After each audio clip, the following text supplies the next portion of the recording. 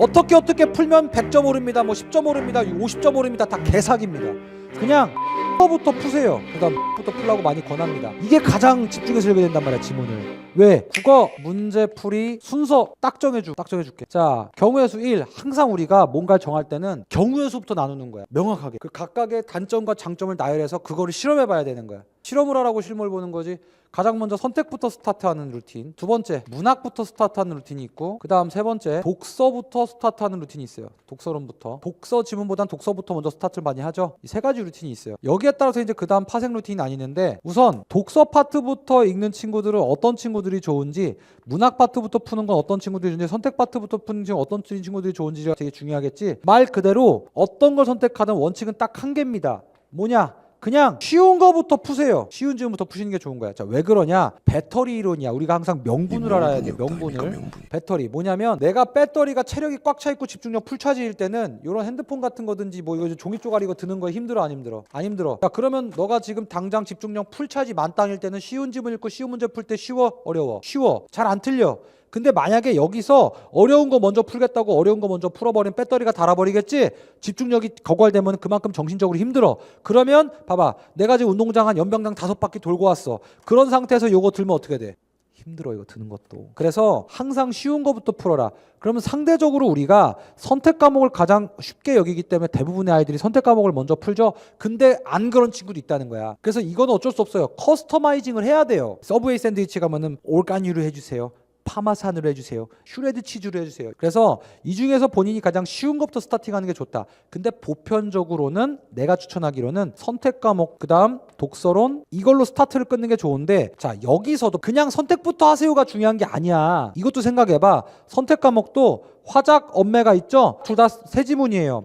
그래서 화작 같은 경우는 1지문, 2지문, 3지문, 엄매도 1지문, 2지문, 3지문 있어요. 이것도 난이도 순서가 있단 말이야. 예를 들면 화작의 경우에도 내가 1번이 쉬워. 그럼 1번, 보통 2번이 가장 어렵거든. 그럼 요거 먼저 풀고 요거 두 번째 풀고 요거 세 번째 푸는 게 좀 더 전략적 선택이 될 수 있다는 거야. 왜? 배터리 이론 때문에. 그럼 내가 어려운 문제 유형을 알아놓으면은 그것만 마지막에 풀면 된다는 거지. 엄매 같은 경우도 문법 지문이 가장 어렵단 말이야. 그럼 굳이 애써서 문법부터 풀 필요 있냐는 거죠. 즉 가장 쉬운 게 3번 매체 문제죠. 왜? 요건 카카오톡 얘기야. 까똑. 요거를 먼저 풀고 그 다음에 요거를 풀고 마지막에 문법 문제 풀고 맨 끝에 문법형 지문형 문제를 푸는 게 가장 스피디하게 풀더라라는 거야. 애들 시켜보니까. 다 풀고 15분만 나오면 되는 거야, 선택은. 자, 독서로는 뻔한 얘기죠. 요거까지 풀고 4분. 그러면은 이 첫 번째 스타트는 19분 정도 끊으시면 좋겠다라는 게 나의 오퍼입니다. 근데 저는 이거 어려워요. 문학부터 풀래요. 전 그런 기행종이라서 문학부터 풀래요. 아, 풀어. 전 독서부터 풀래요. 아, 풀으라고.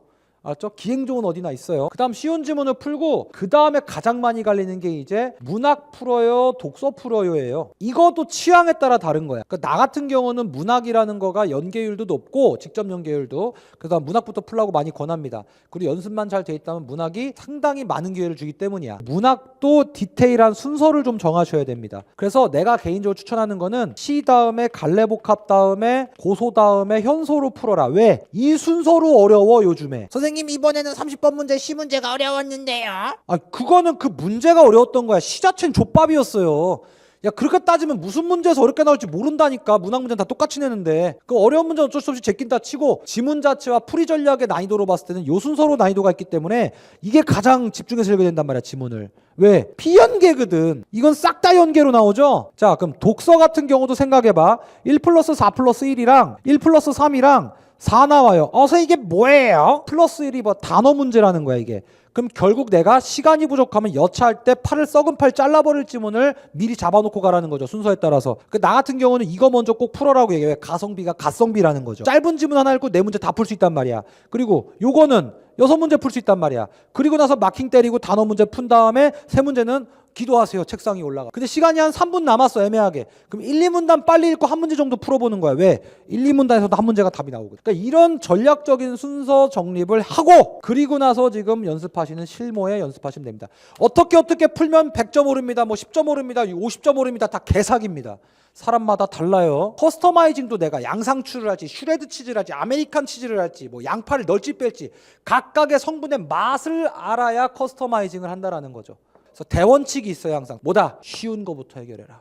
이게 배터리 이론입니다. 사랑의 배터리. 여기까지.